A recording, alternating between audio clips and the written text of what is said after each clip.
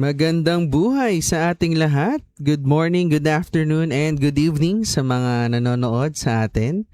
Even dyan sa live. Yan, we do this every Sunday, every 8 p.m. Our spiritual gathering. And everyone's welcome here, lalong-lalo na kung ikaw ay napadaan lang dito, di ba? Or nasa feed mo na, or baka nasa algorithm mo na. Si Lord, come on. Di ba? Or pinakamaganda at pinaka nakaka-bless doon is yung may nag-share sa'yo ng live na to. Maybe may nag-tag sa'yo sa comment section. Salamat sa mga buhay nyo, 'di ba, on sharing the gospel at yung mga nagtatag dyan para mas marami pang makarinig. 'Di ba? Kaya sobrang na-appreciate ko yung mga taong nagtatag dyan, kaibigan man nila, stranger, naku lalo na yung mga kamag-anak nila, 'di ba? Tinatag nila dyan sa comment section, no? So you're very much welcome here. No specific religion, just pure relationship with God. And tonight is very special because we are celebrating Father's Day. Ayan, batiin mo yung katabi mo, Happy Father's Day. Yan, even yung mga tumatayong tatay, di ba? So, syempre, of course, first sa lahat ng fathers, tatay, daddy, papa, spiritual fathers, grandfather, father figures, and even sa mga nanay na talagang tumayong nanay, di ba? Happy Father's Day. Tonight, we honor you. Pero, of course, real talk lang din. Fatherhood is not easy. Hindi lang siya tungkol sa pagiging provider, hindi lang siya tungkol sa pagbabayad ng bills, hindi lang din siya tungkol sa pagiging strong palagi. Diba? Yung nakasanayan natin. Because fatherhood is about legacy.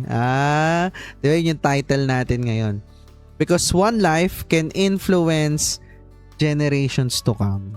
And yun nga yung verse natin ngayon, di ba? Proverbs chapter 20 verse 7, "The righteous who walks in his integrity, blessed are his children after him." Meaning, ang tunay na legacy ng isang ama ay hindi lang ari-arian, hindi lang pangalan, or hindi lang achievements. The greatest legacy is a life that points the family back to God. But before we go deeper tonight, syempre, hindi natin pwedeng palagpasin, di ba?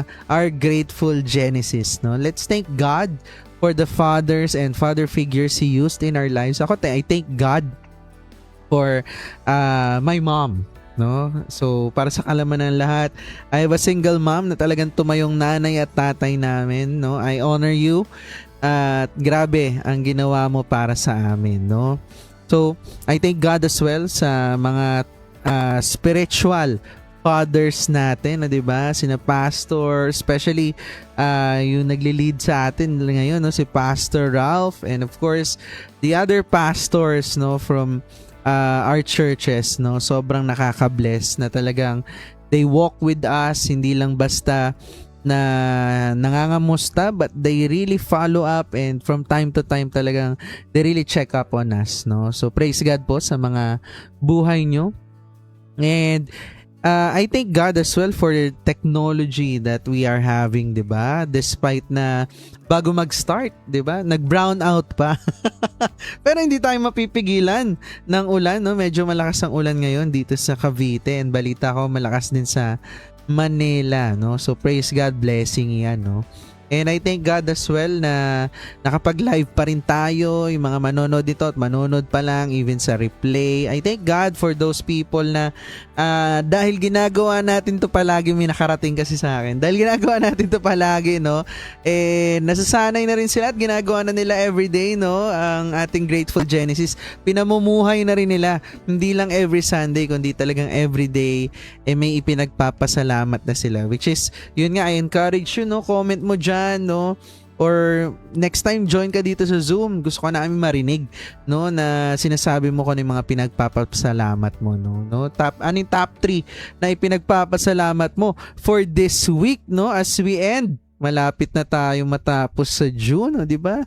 Magjo-July na. Come on, di ba? I praise God sa buhay din ng bawat isa na nandito nagjo-join sa ating fellowship at mga nanonood pa ng replay. And I thank God sa buhay ko, of course.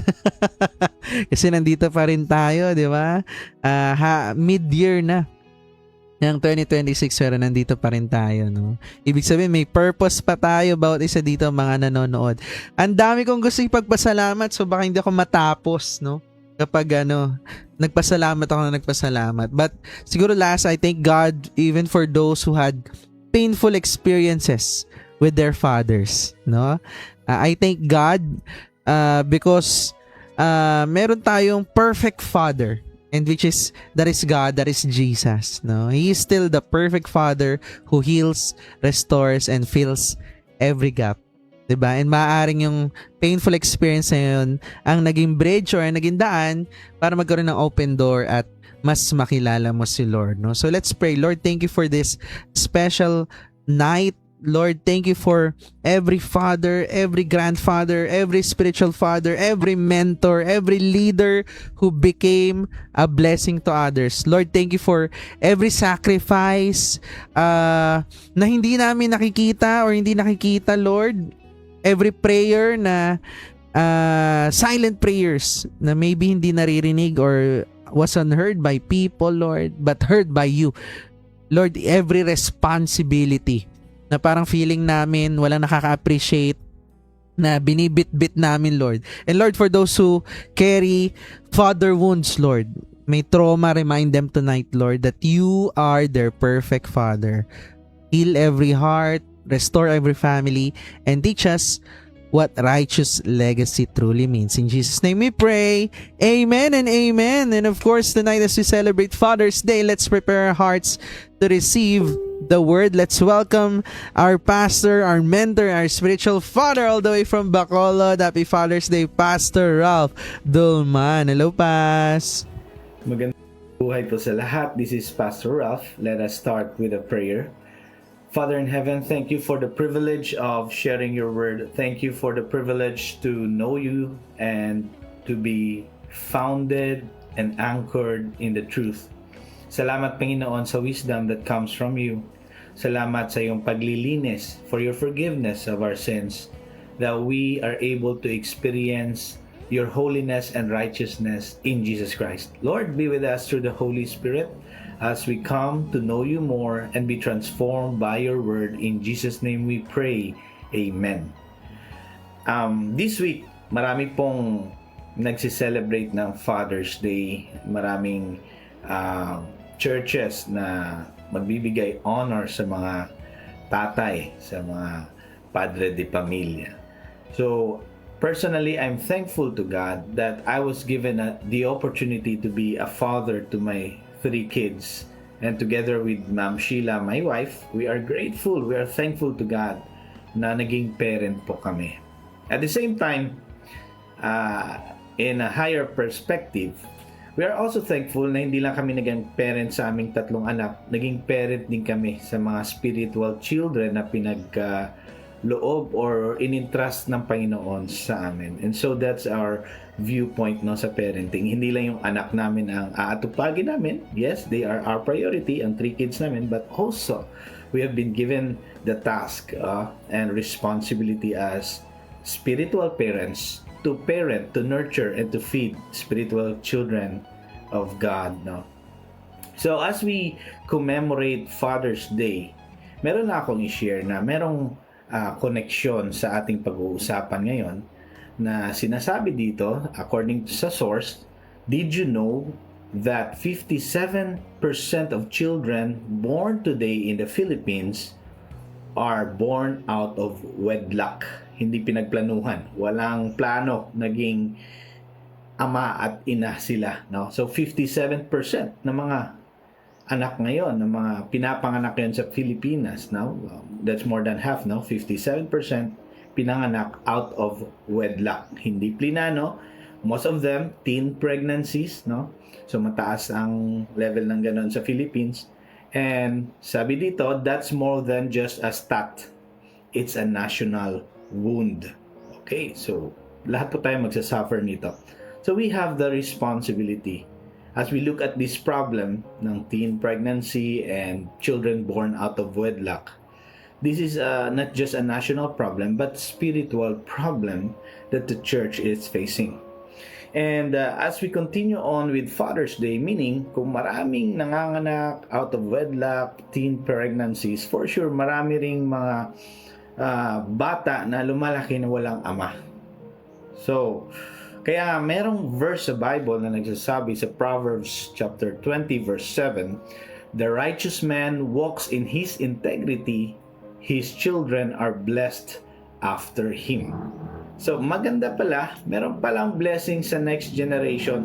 Meron palang blessing sa ating anak at sa mga susunod na generations if, meron ditong sinabi, the righteous man walks in his integrity or walks in righteousness. Kung babasahin mo sa isa pang Bible na meron ako dito, it says in Proverbs 20 verse 7, "The righteous who walks in his integrity, blessed are his children after him."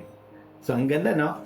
Ang ganda ng reflection na ito na merong blessing ang mga anak if a father or a man is walking in his integrity. Now, paano ba maging righteous ang isang man? Paano ba maging righteous or magiging isang, sabihin na natin, merong integrity ang isang tao, isang tatay, isang father, isang spiritual father? Paano ba siya magkakaroon ng integrity or righteousness? For sure, alam natin that righteousness comes from the Lord Jesus Christ. Oh, wala pong ibang source ng righteousness kundi ang Panginoong Jesus. So, and if a man is in Jesus Christ, siya po ay magkakaroon ng salvation, siya po ay mamumuhay sa holiness ni Jesus Christ, no?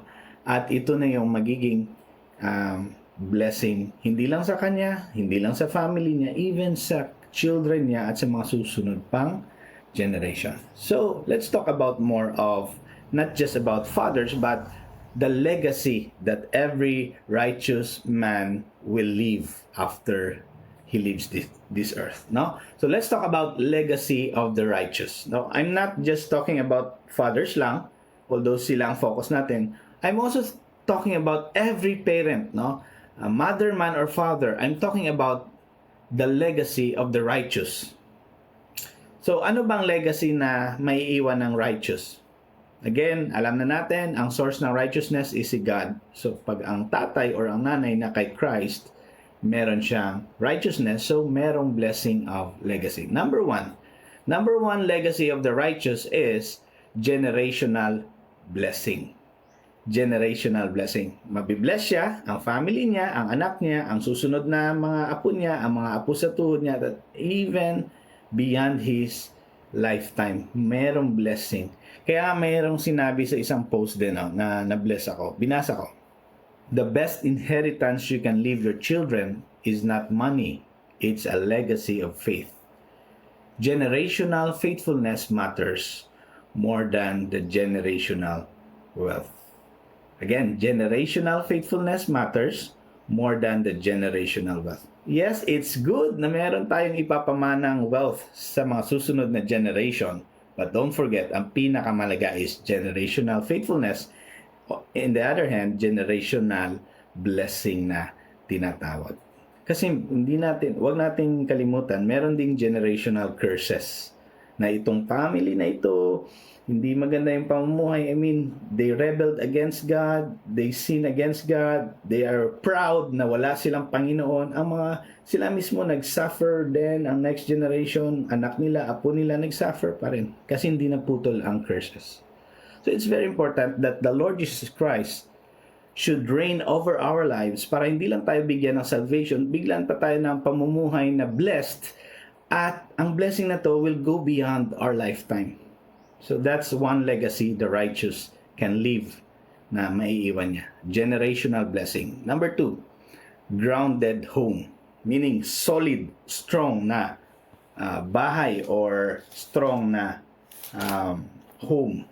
Sinabi sa Proverbs 24 verse 3 hanggang 4, by wisdom a house is built, and by understanding it is established. By wisdom, a house is built. By understanding, it is established. Nagiging strong, established. By knowledge, the rooms are filled with all precious and pleasant riches. Grabe, no? Kung merong wisdom, kung merong understanding, na i-establish ang family. So again, hindi lang pera ang magpapatibay sa family. Yes, pera is very important, but according to Proverbs 24, 2 to 4, 3 to 4, by wisdom a house is built, and by understanding it is established with all precious and pleasant riches. Meron pa, by knowledge the rooms are filled with all precious, pleasant riches. Now, bakit mapupuno ng precious and pleasant riches ang bawat rooms? Pag merong understanding, wisdom, and ano pa? Wisdom, understanding, and knowledge. And anong knowledge to? Knowledge of God, wisdom from God, understanding that comes from God. So kung meron ganito ang bahay, ang parents, ang tatay at ang nanay, meron daw by knowledge the rooms are filled with precious and pleasant riches. Bakit? Anong meron dun sa rooms?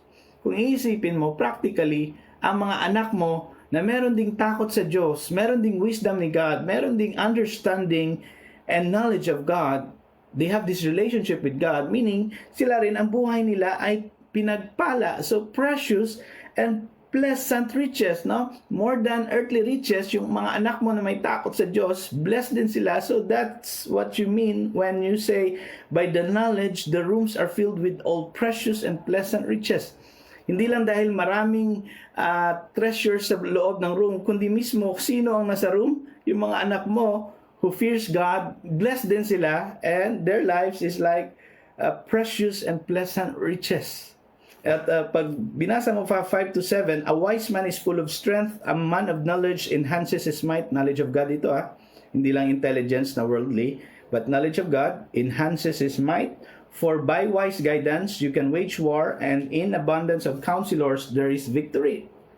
Wisdom is too high for a fool, in the gate he does not open his mouth. Pag mangmang ka naman, on the other hand, hindi mo maarok yung wisdom ni Lord, and doon sa gate, wala kang masabi. Bakit? Ano bang meron sa gate? In the ancient world, even in Israel, in the ancient times, sa gate lahat ng pag-uusap, issues, pinag-usapan, nagkakaroon ng trade, connection sa mga business partners, nandun lahat. Pag full ka, mangmang ka, wala kang knowledge of God, hindi ka makapag-transact, hindi ka makapag-profit, hindi ka magkaroon ng connection. Wala kang masabi, full ka meaning wala kang knowledge of God, and hindi lang full na mangmang dahil wala kang pinag-aralan, kundi talagang mangmang ka because the knowledge of God wala sa'yo kasi hindi naman din si Lord ang Panginoon mo. So again, anong mga legacy ang may iwan? Generational blessings based on Proverbs 27, and number 2, grounded home. Established, strong na home. And ang maganda pa doon, ano bang mangyayari pag hindi righteous ang father? Sinabi sa Proverbs 11 naman, the wicked, Proverbs 12:7, Proverbs 12:7, the wicked are overthrown and are no more, but the house of the righteous will stand. So meron talagang grounding because si Lord ang foundation ng house, si Lord ang builder ng home. Kaya ang wicked, walang takot sa Diyos, walang respeto sa Diyos, their house will be overthrown, siya mismo will be overthrown, pero the house of the righteous will stand.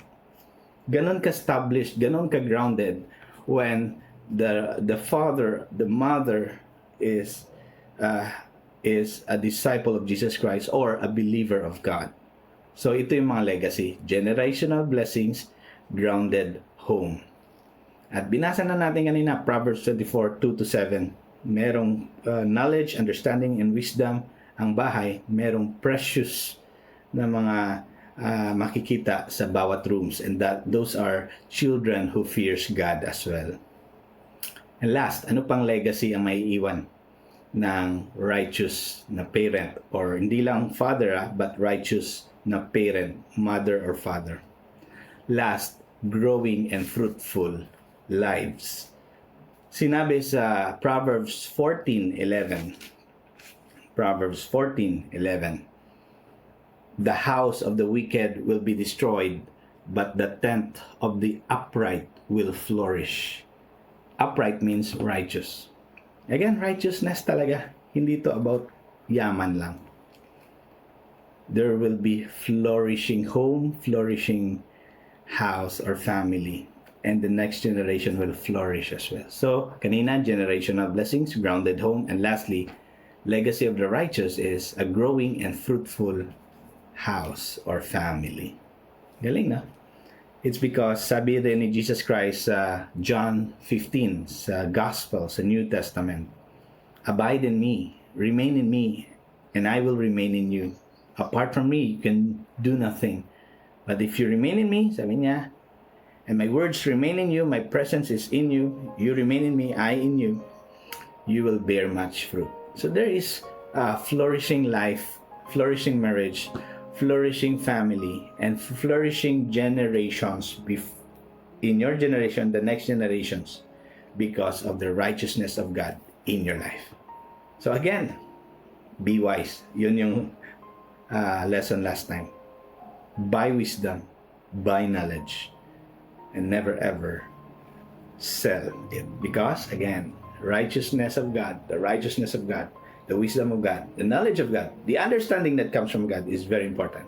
And that's the legacy of the righteous. That's the legacy that you and I will leave sa ating mga anak at sa mga susunod if we remain in the righteousness of God. God bless you.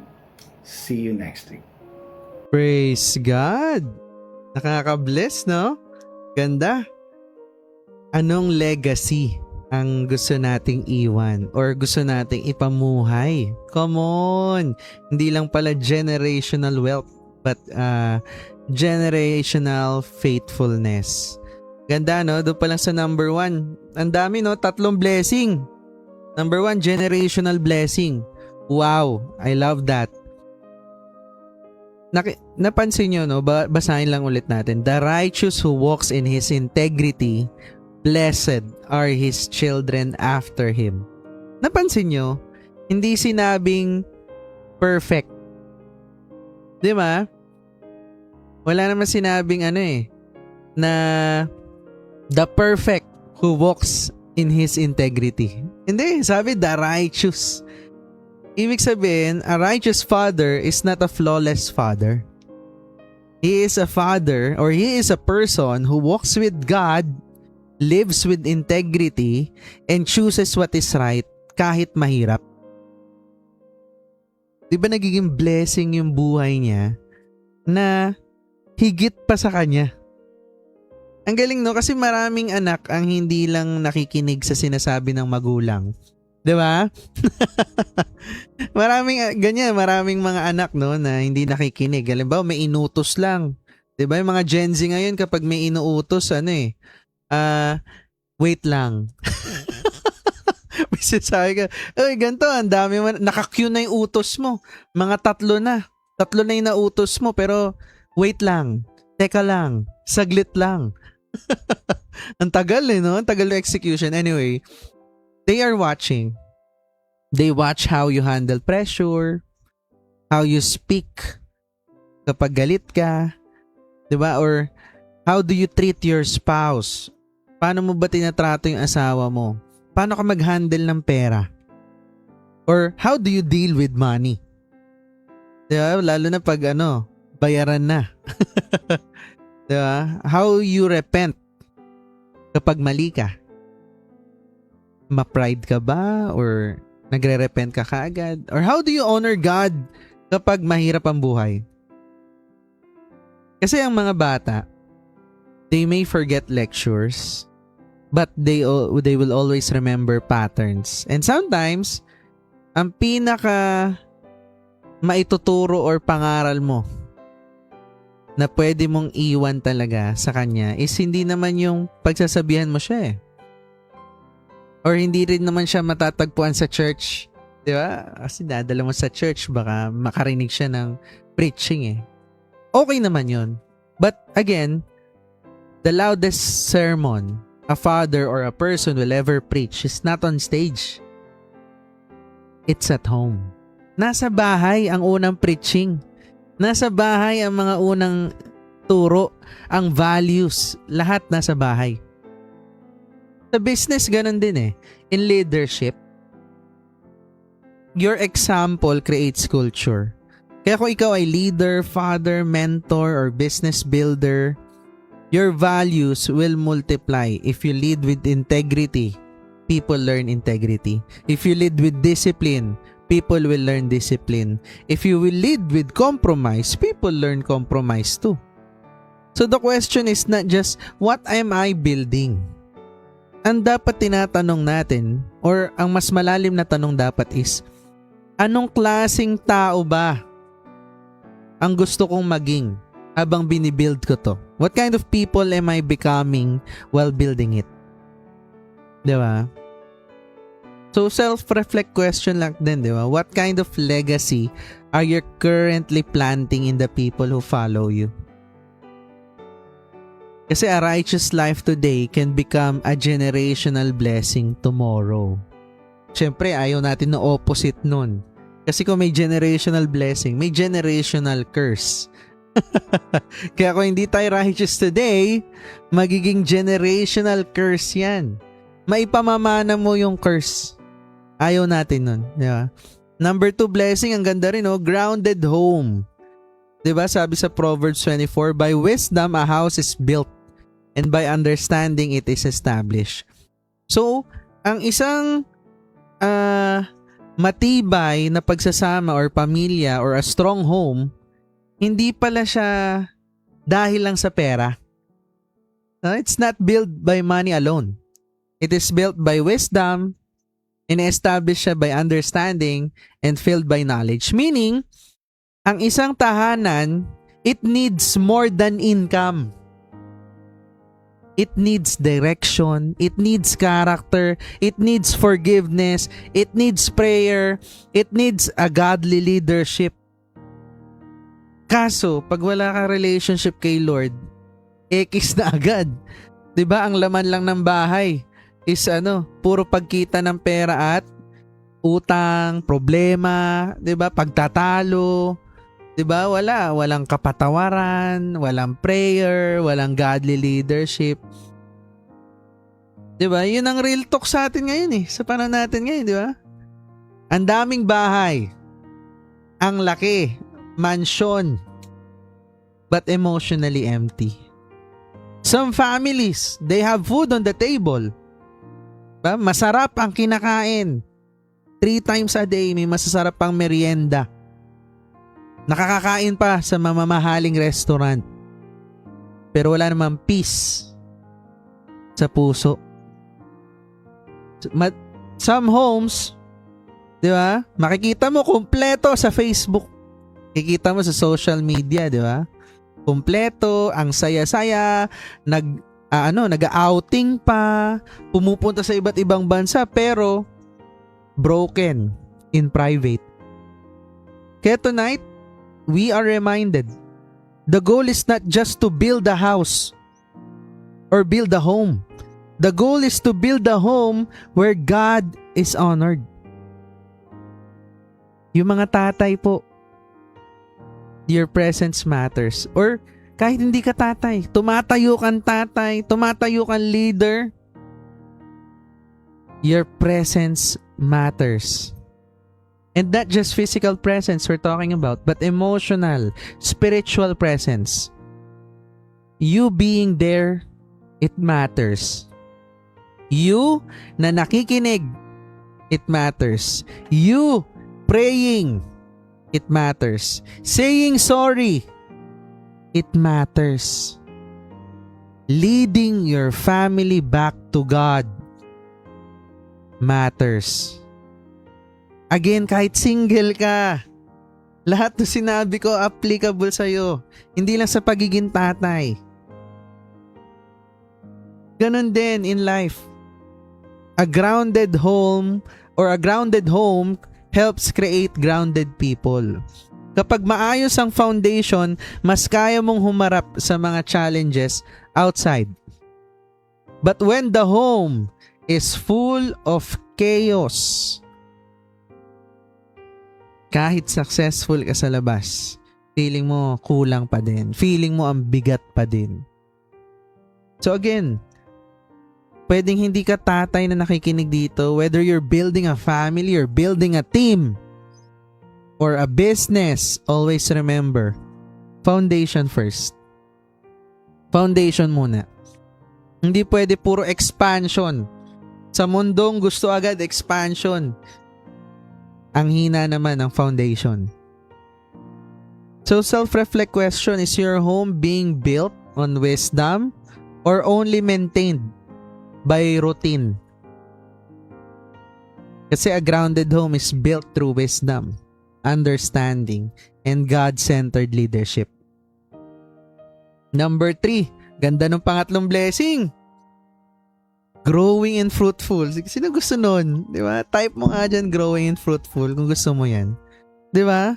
Ang ganda na, no? Proverbs 14:11 says, the house of the wicked will be destroyed, but the tent of the upright will flourish. This is very powerful. The wicked may have a house, pero hindi siya tatagal. And the upright may only have a tent. Again, tent lang ha, madaling liparin and everything, but it will flourish. Why? Because God blesses what is rooted in righteousness. Sometimes, ang bilis natin magkumpara. 'Di ba? Mas malaki bahay nila eh. Mas successful sila eh. Mas mabilis yung progress nila eh. Mas angat sila sa amin eh. Hilig natin magkumpara. Alam mo ba, si God hindi naman nai-impress eh. By appearance, hindi siya nai-impress sa ganyan. Ang tinitingnan lagi ni God, deeper. Ano ba foundation mo? What's your heart? A life built without God may look strong for a season. Baka sabihin mo, bakit siya? Wala naman, di naman siya umaattend ng gantong fellowship. Wala naman siyang ganto ganyan. Ang ganda naman ng buhay niya. But again, pwedeng strong yan for a season, but it cannot truly flourish forever. But even a simple life surrendered to God, and talaga nagsisik ka, no? You're attending Sunday church, Sunday service, you're attending Bible studies, pero more than that, you are being discipled. Kasi hindi ka mag-grow mag-isa. Yun talaga yun eh. Kapag you're not doing life na wala kang walang naglalakad with you. Di ba? Every Sunday ka lang Christian. Alam mo yun? May biro pa nga sa amin eh. Kung anong oras ka nag-church. Di ba? Halimbawa, 10 a.m. or 6 a.m. No? 6 to 7 ka lang Christian. Hindi ka lang talaga, hindi ka every Sunday. Every 6 to 7 ka lang Christian ng Sunday. Sama mo na tong 8 p.m. to 9.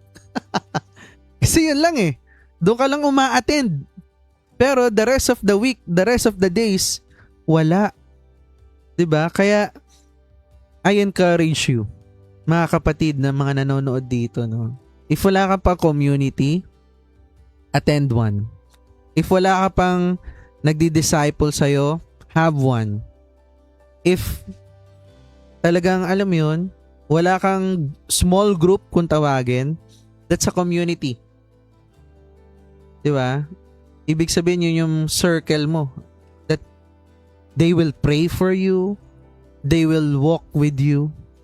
'Di ba? Yun talaga. Yun ang kailangan natin talaga. Again, hindi tayo dinesign ni Lord mag-isa. 'Di ba? So, kung ganun ang buhay mo, tapos surrendered to God ka pa, trust me, you'll be fruitful talaga. Kasi long-term fruitfulness is not built by shortcuts. It is built by righteousness, discipline, integrity, patience, obedience. Diba? Mahalaga yun. Ang daming gusto ipa-obey sa'yo ni Lord. Ang daming gustong gawin sa'yo ni Lord. Kaso, hindi makatodo si Lord sa'yo kasi ikaw hindi ka rin tumotodo pa eh. Sa gusto niya ipagawa sa'yo. Diba? Ano ba gusto niya ipagawa sa'yo sa business? Ano ba gusto niya ipagawa sa'yo sa family? Anong gusto niya ipagawa sa'yo sa ministry para mas lumalim ka sa relationship mo sa Kanya? Anong gusto niya ipagawa sa'yo sa life mo? Ang daming gusto ipagawa sa'yo ni Lord. Hindi siya makapasok ng todo Kasi nga, hindi ka pa rin nakatodo sa kanya eh. Again, hindi lahat ng mabilis blessed. Hindi lahat ng malaki stable. Hindi lahat ng successful-ish, di ba, sa social media, fruitful. Ang tunay na fruitful is when God is pleased with what is growing in your life. Di ba? Naranasan mo na ba yung magtatanim ka, nakikita mo tumutubo, o sabihin na lang natin sili, di ba? Nung nakita mo nagkasili, di ba tuwan-tuwa ka? Unti-unti lumalaki, nagkadahon from buto. Pero ang itsura mo ngayon, parang buto, sumibol, ayaw lumaki. Di ba? Kasi nga, hindi pa natin talaga fully surrendered. Hindi pa natin sinusunod yung gusto ipagawa sa atin. So are you more focused sa pagmumukhang successful? O mas gusto mo mag-focus na mas maging fruitful kay God? Di ba, pili ka? Mas focus ka ba na mas magmukhang successful kay God? O mas maging fruitful kay God? Again, what is upright before God can flourish even more. Kahit small steps lang yan. Kahit humble beginnings lang yan. Di ba? So, before we wrap up, again, let's take a moment to honor the fathers. To the fathers who keep showing up kahit pagod na sila, thank you sa inyo. To the fathers who silently carry pressure, maraming salamat sa inyo. Para do sa mga ama that are learning, diba? First time fathers, they're still learning, they're growing and trying again. Thank you. Do sa mga tatay na they made mistakes, but still, they're choosing to change. There is grace for you.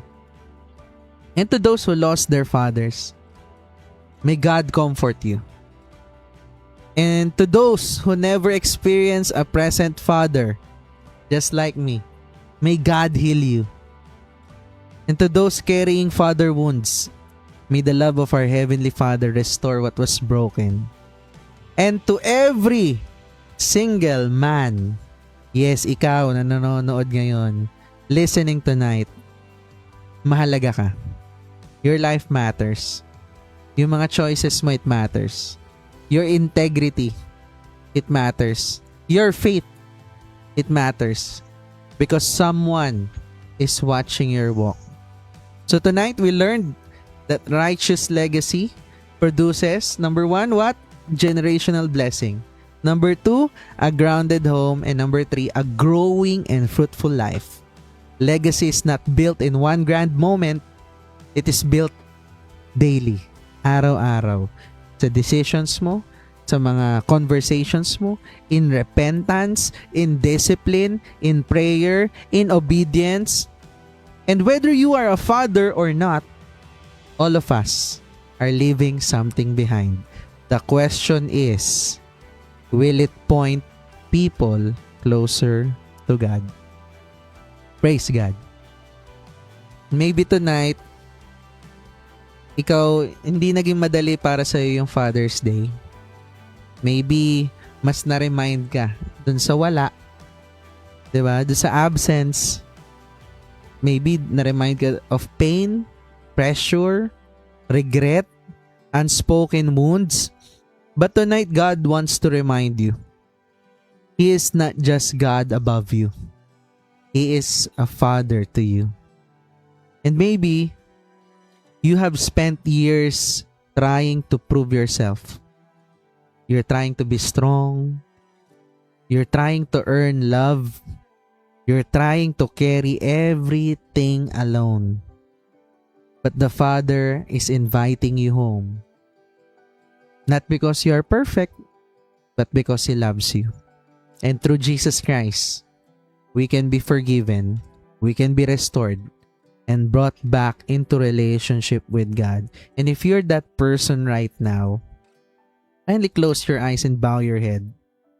And don't mind kung may kasama ka man ngayon sa bahay na while watching this live. Don't mind those people. It's just between you and God.